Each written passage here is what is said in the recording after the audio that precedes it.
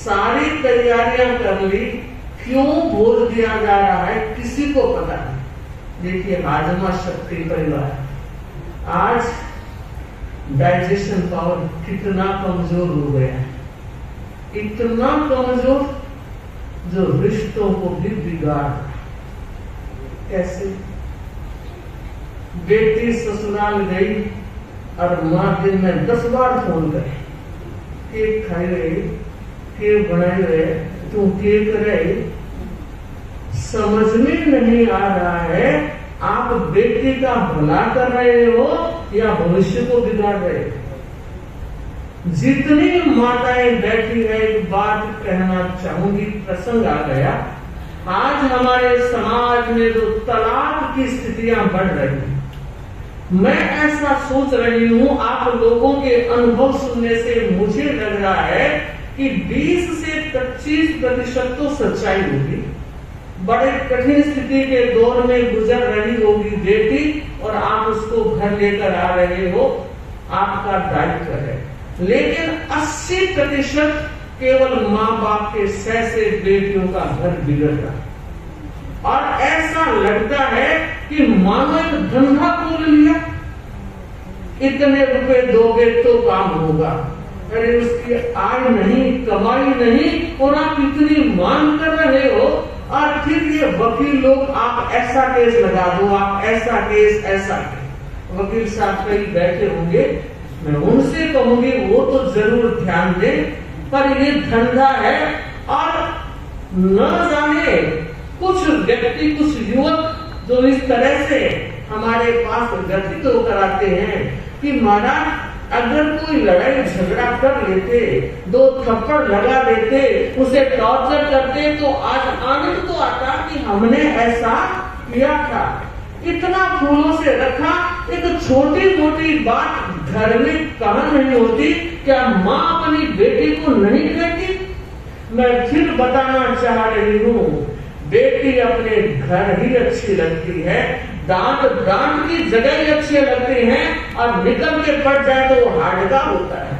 आप बेटी को इस तरह से आबाद नहीं कर रहे हैं, भविष्य को उज्जवल नहीं कर रहे हैं, और आप अपने घर का भी नुकसान कर रहे हैं। आपके घर में भी किसी की बेटी आई है, अगर उसके परिवार वाले आपके साथ ऐसे करेंगे तो आपको पता लगेगा कि क्या हो रहा है। और मैं मानती हूँ, चाहे आप कितने पैसे ले लिए, किस तरह से करके ले लिए, पर मुझे बताओ, जाओगे तब ये पैसा यही रह जाएगा, वो पाप, वो कर्म आपके साथ जाएंगे।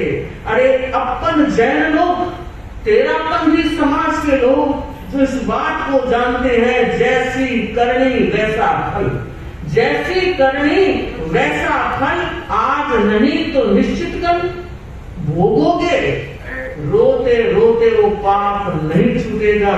तो मैं कहना चाहूंगी विशेषकर माताओं से कि वो ऐसी सह अपने बच्चों को ना दे। अगर वो कोई बात कहती भी है, समझाने का प्रयत्न होना चाहिए। बेटी 1-2 साल एडजस्ट हो जाओ, सब कुछ ठीक हो जाएगा। नहीं नहीं, हमारी बेटी यहाँ हो सके नहीं होगा। अरे क्या मारी और क्या थारी, सोचो तो सही। ससुराल वाले कितने ढल रहे हैं, और बहू कहती है मैं सास के साथ नहीं रहूंगी। कोई बात नहीं, भूल जाती हूँ इस बात को, ये सौभाग्य तुम्हें जो मिला है वो सास की बदौलत मिला है। अरे जितने वर्ष का पति तुमको सौंपा है, उतने वर्ष तो उनकी सेवा कर दो। नहीं, अलग हो गया। अलग होने के बाद भी वो कहते तुम माँ बाप के पास नहीं जा सकते। कहाँ दया रही, कहाँ मानवता रही, कहाँ करुणा रही? आप एक बेटे को माँ बाप से अलग करने की कोशिश कर रहे हो, और कल आप भी आशा रखते हो मेरे भी संतान, मेरी भी औलाद हो, तो आप जैसे बीज बोगे फल तो वैसे ही मिलने वाले। सोचे, ये माला, ये जप, ये धर्म, ये ध्यान बहुत अच्छी बात है, लेकिन आचरण में भी धर्म उतरना चाहिए। आचरण बहन के धर्म की जरूरत है। और मैं समाज के सभी भाई बहनों से कहना चाहूंगी, इस तरह के केस कबाड़े अगर आपने कर रखे हैं तो एक बार रात को सोते हुए घुप अंधेरे में बैठकर चिंतन तो जरूर करना कि इनका परिणाम क्या होगा।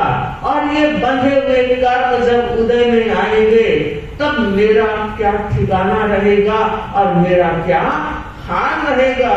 इसलिए बेटियों से भी कहना चाहूंगी कि वो थोड़ा सहन करने की ताकत को बढ़ाए। ईगो प्रॉब्लम इतनी बढ़ रही है, इधर आप बेटियों को खूब पढ़ा रहे हो, अच्छी बात है, इसका मुझे कोई विरोध नहीं। आपने जॉब करा रहे हो, क्यों? एक्सपीरियंस चाहिए, यहाँ तक तो ठीक है, मगर शादी के बाद जब वो टकराव होती है, आप भी कमाते हो, मैं भी कमाती हूँ, मैं किससे कम हूँ? अरे ये कम और अधिक का रिश्ता नहीं, ये जिंदगी का रिश्ता है। यहाँ पैसे से मत तोलो, डिग्री से मत तोलो। अगर पैसे और डिग्री से तोलते हो तो आप अपनी जिंदगी की वैल्यूज को समाप्त कर रहे हो। फिर कहना चाहूंगा, भाई लोग भी ध्यान दें, अगर घर परिवार में महिला कोई ऐसी हरकत करती है तो आप में भी दम होना चाहिए कि नहीं, ऐसी हरकत मैं बर्दाश्त करने वाला नहीं हूं। फिर देखो, घर, समाज और परिवार में कायाकल्प होगा। श्रावक और शालिकाओं, ये बातें हम क्यों इस मंच से कह रहे हैं? इसलिए कह रहे हैं कि आप हमारे श्रावक हो और एक साधु का, संत का, गुरु का फर्ज होता है कि आत्म ध्यान परिवार में कैसे कम हो। कोर्ट कचहरियों में जाने वालों की आत्म ध्यान बढ़ता है, हार्ट बीट बढ़ती है और न जाने रात को नींद नहीं आती है, दिन को खाना नहीं खा सकते। और ऐसी सिचुएशन में कितने कर्म का बंध होता है।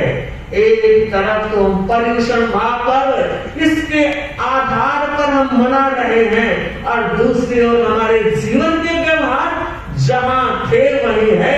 तो ये प्रश्न है, इसका उत्तर एक एक व्यक्ति को देना है कि मुझे खुद को संभालना है, मेरे परिवार में होने वाले आत्म ध्यान को कम करना है।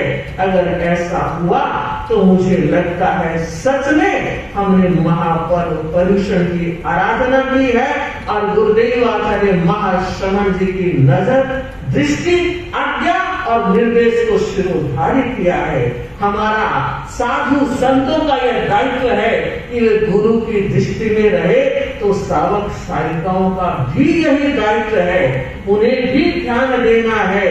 तेरा पंथी होने का गौरव और हम गर्व करते हैं और मानते हैं कि कितने सौभाग्यशाली हैं, हमें तेरा पंथ धर्म संघ मिला है। मगर घर परिवारों में अगर ऐसी बातें उठती है, होती है, तब क्या हम धर्म संघ के गौरव को और बढ़ा रहे हैं? हमारा फर्ज है, जिस संघ से जुड़े हैं उस संघ के साथ हमारी वफादारी, संघ का गौरव बढ़े, और वो तभी बढ़ेगा जब हमारी कथने और करने में समानता होगी।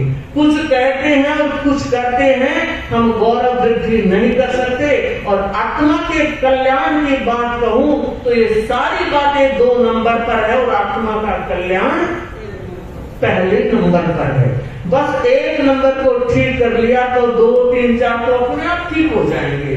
तो मेरी विशेष प्रेरणा है, बहनें भी ध्यान दें और भाई भी ध्यान दें। जहां कहीं ऐसी स्थितियां हैं तो समेटने का प्रयास करके आत्म ध्यान से बचें और धर्म ध्यान में आगे बढ़ें।